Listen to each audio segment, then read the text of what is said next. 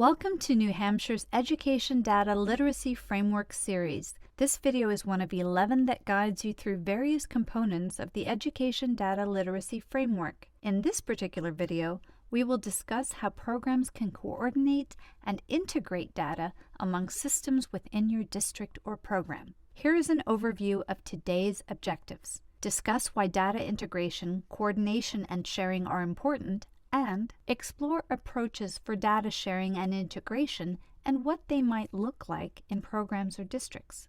As you may have learned from the introduction video, this series is modeled after the IDEA Data Centers Data Systems Framework. In the framework, data integration is defined as combining data from different sources into meaningful and valuable information.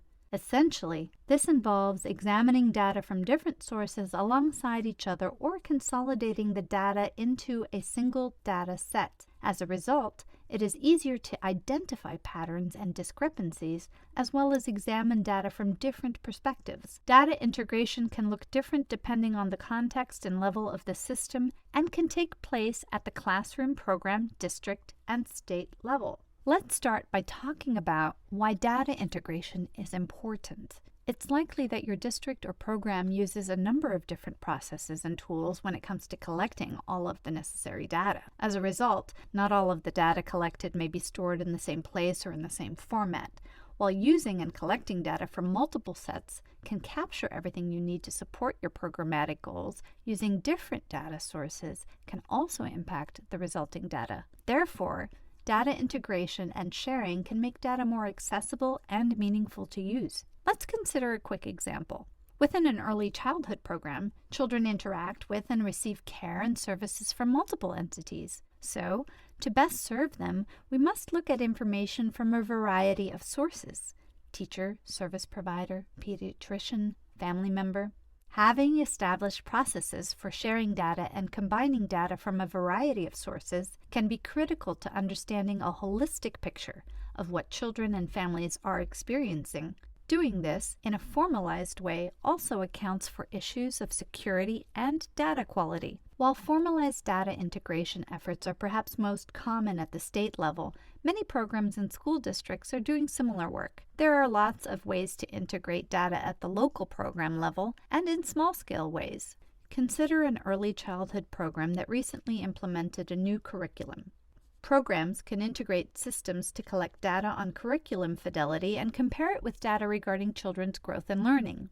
This can further be analyzed to examine based on specific populations, such as young children with disabilities in specific settings. On a larger scale, many school districts are developing and integrating systems to help them with required reporting. These systems also provide information that can be used to inform program improvement, like looking at approaches to instruction and effectiveness of placements. Many districts and early childhood programs use various types of technology to support their data collection and use of data. Technology can be simple, such as a spreadsheet or shared drive, or more complex, such as proprietary student information systems that track enrollment, attendance, immunizations, and student and staff observations and assessment. Regardless of the complexity, technology can be a great tool to support data sharing and integration. For example, perhaps a child with an IEP attends a half-day program at their local childcare and also receives services within a regular education classroom at the public school. Both teachers utilize a shared document to track observations and share data regarding the student's progress towards her IEP goals. Data integration, though, does not happen on its own. So let's get a little more specific about what data integration actually might entail. Program and district level data integration efforts may involve collaborating on new technology, creating data sharing agreements, standardizing a process for data collection, and combining and analyzing data from multiple sources. While this list is not exhaustive and many of these processes are complex, each of these activities are accomplished through small steps over time, and there are plenty of other activities that may be part of data integration work. Remember, data integration does not have to be a huge endeavor. It can happen on a small scale, at the program, or even classroom level. Let's break it down, starting with data sharing agreements. The video in this series on data governance discusses data sharing agreements or memorandums of understanding, MOU, what they should include. Data sharing agreements can be large and cover data from entire programs or districts, but they can also be small and targeted for specific projects or efforts. One example might be a preschool special education program working with a local Head Start program to share child-level assessment data.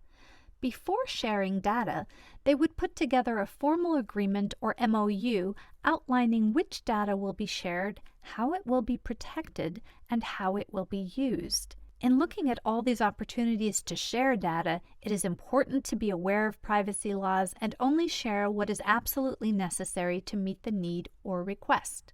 With programs often serving the same children and families, it can be beneficial to standardize data collection and management practices. First, consider communicating with other programs about data collection, what you are gathering, from whom, how, and when. This will help you avoid undue burden on families who may be responding to multiple surveys around the same time or on the same content. Next, think about how you manage the data you collect and how that may differ across data sets or programs. Imagine you are working with the local after-school program to understand which services children received. You have your data sharing agreement in place, but when you try to combine the data sets, analysis is impossible. Your data might call a type of service speech/language services. However, the after-school program dataset may have staff entering data as any number of things: speech, speech therapy, speech services. Identifying a common language and defining terms can enhance your communication across programs, as well as your ability to access meaningful data. If you have a data sharing agreement in place that gives you access to the data and you have standardized data and combined data sets, you are in a good place to begin thinking about analyzing your data.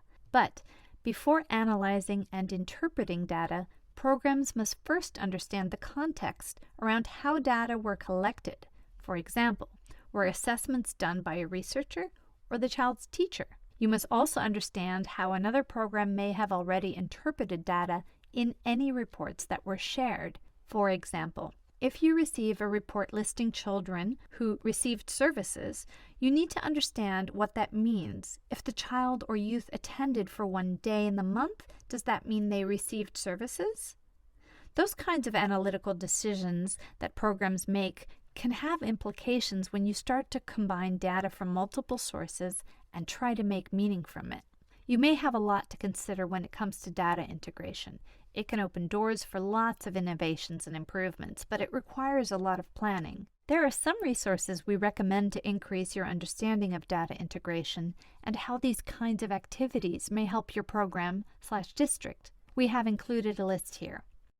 Consider checking out the website for CEDS, the Common Education Data Standards, which is a federal effort that allows state and local agencies to align data elements with standard names to increase their capacity to share data with other agencies or districts. You can also look at the resources from the Privacy Technical Assistance Center, such as this checklist, that discusses the requirements for written documents as related to the Family Educational Rights and Privacy Act, or FERPA. We hope this video has sparked your thinking around how you might collaborate with others and look at data from different sources to help you improve your services for children and families. Thank you for watching.